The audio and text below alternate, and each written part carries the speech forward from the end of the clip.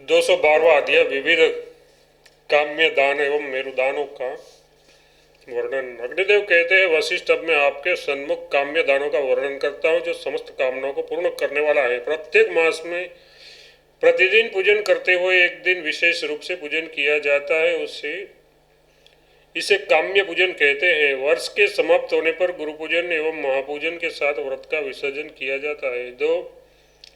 जो मार्गशीर्ष मास में शिव का पूजन करके पिष्ट मतलब आटा निर्मित स्व एवं कमल का दान करता है, वह चिरकाल तक सूर्य लोक में निवास करता है। पौष मास में पिष्ट में हाथी का दान देकर मनुष्य अपनी 21 पीढ़ियों का उद्धार कर देता है। माघ में पिंड में अश्वयुक्त रथ का दान देने वाला नरक में नहीं जाता। फाल्गुन में पिष्ट निर्मित बैल का दान देकर मनुष्य स्वर्ग को प्राप्त होता है तथा दूसरे जन्म में राज्य प्राप्त करता है।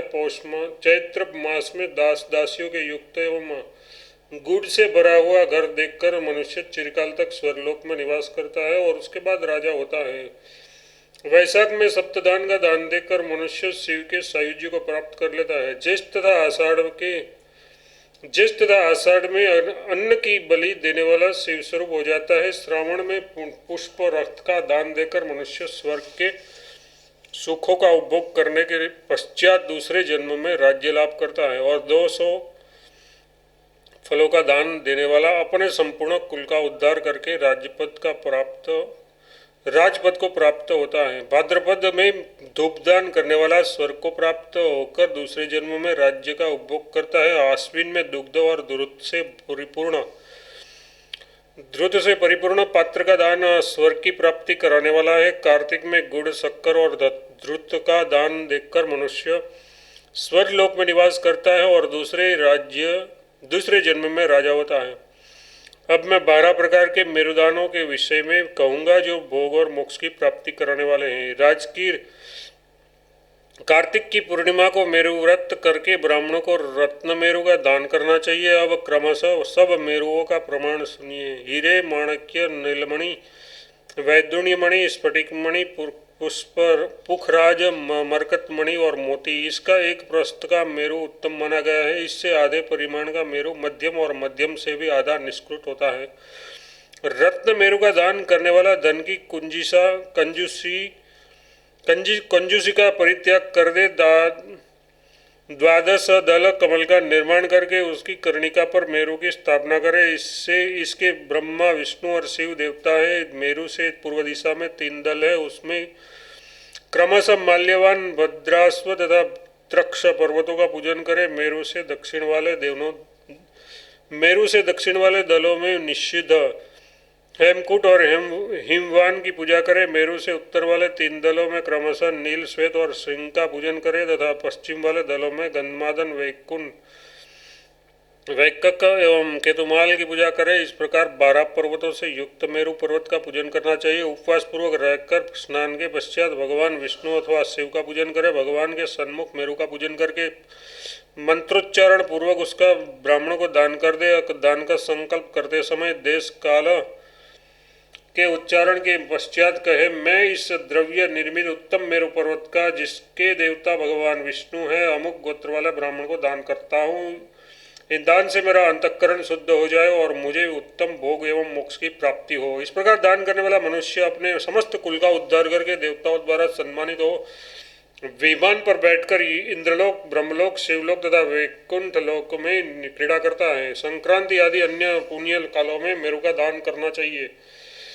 एक सहस्त्रपाल सुवर्ण के द्वारा महामेरु का निर्माण कराए। वह 3 शिखरों से युक्त होना चाहिए और उन शिखरों पर ब्रह्मा, विष्णु और शिव की स्थापना करनी चाहिए। मेरु के साथ वाला प्रत्येक पर्वत 100 पल स्वर्ण का बनाए। मेरु को लेकर उसके समवर्ती पर्वत 13 माने गए हैं। उत्तरायण अथवा दक्षिणायन की संक्रांति में या सूर्य चंद्र के ग्रहण काल में विष्णु की प्रतिमा के सन्मुख स्वर्ण मेरु की स्थापना करे। तदनंतर श्रीहरि और स्वर्ण मेरु की पूजा कर उसे ब्राह्मणों को समर्पित करे। ऐसा करने से मनुष्य चिरकाल तक विष्णु लोक में निवास करता है। जो 12 पर्वतों से युक्त रजत मेरु का संकल्प पूर्वक दान करता है, वह उतने वर्षों तक राज्य का उपभोग करता है जितने की इस पृथ्वी पर परमाणु हैं। इसके सिवा वह पूर्वोक्त फल को भी प्राप्त कर लेता है। भूमि मेरु का दान विष्णु एवं ब्राह्मण की पूजा करके करना चाहिए। एक नगर, जनपद अथवा ग्राम के 8वें अंश से भूमि मेरु की कल्पना करें। अवंशित अंश से शेष 12 अंशों की कल्पना करनी चाहिए। भूमि मेरु के दान का भी फल पूर्ववत होता है। 12 पर्वतों से युक्त मेरु का हाथियों द्वारा निर्माण करा के 3 पुरुषों सहित उस हस्ती मेरु का दान करे। वह दान देखकर मनुष्य अक्षय फल का भागी होता है। 15 अश्वों का अश्वमेरु होता है। उसके साथ 12 पर्वतों के साथ 12 घोड़े दोनों होने चाहिए। श्री विष्णु आदि देवताओं के पूजन पूर्वक अश्वमेरु का दान करने वाला इस जन्म में विविध भागों का उपभोग करके दूसरे जन्म में राजा होता है। गोमेरु का भी अश्वमेरु की संख्या के परिमाण एवं विधि से दान करना चाहिए। एक बार रेशमी वस्त्रों का वस्त्रमेरु होता है। उससे मध्य में रखकर अन्य 12 पर्वतों के स्थान पर 12 वस्त्र रखे। इसका दान करके मनुष्य अक्षय फल की प्राप्ति करता है। 5000 पल ध्रुत का आज्य पर्वत माना गया है। इसका सहवर्ती प्रत्येक पर्वत 500 पल ध्रुत का होना चाहिए। इस आज्य पर्वत पर श्रीहरि का यजन करे। फिर श्री विष्णु के सन्मुख से ब्राह्मणों को दान कर मनुष्य इस श्लोक में सर्वस्व पाकर श्रीहरि के परमधाम को प्राप्त होता है। उसी प्रकार खंड मेरु का निर्माण एवं दान करके मनुष्य पूर्वोक्त फल की प्राप्ति कर लेता है।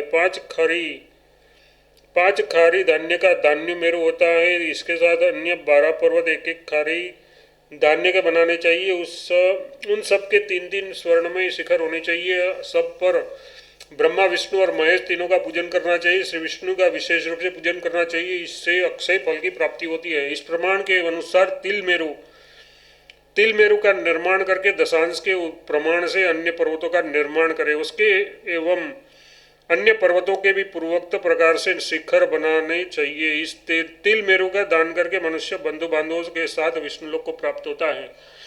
तिल मेरु का दान करते समय निम्नलिखित मंत्र को पढ़े। विष्णु स्वरूप तिल मेरु को नमस्कार है। ब्रह्मा, विष्णु और शिव जिसके शिखर है, जो पृथ्वी की नाभि पर स्थित है, जो सहवर्ती 12 पर्वतों का प्रभु, समस्त पापों का अपहरण करने वाला शांतिमय विष्णु भक्त है, उस तिल मेरु को नमस्कार है। वह मेरी सर्वथा रक्षा करे। मैं निष्पाप होकर पितरों के साथ श्री विष्णु को प्राप्त होता हूँ। ओम नमः। तुम विष्णु स्वरूप हो। विष्णु के सन्मुख मैं विष्णु स्वरूप दाता, विष्णु स्वरूप ब्राह्मण का भक्ति पूर्वक भोग एवं मोक्ष की प्राप्ति के हेतु तुम्हारा दान करता हूँ। इस प्रकार आदि महापुराण में मेरुदान का वर्णन नामक 212वां अध्याय पूरा हुआ।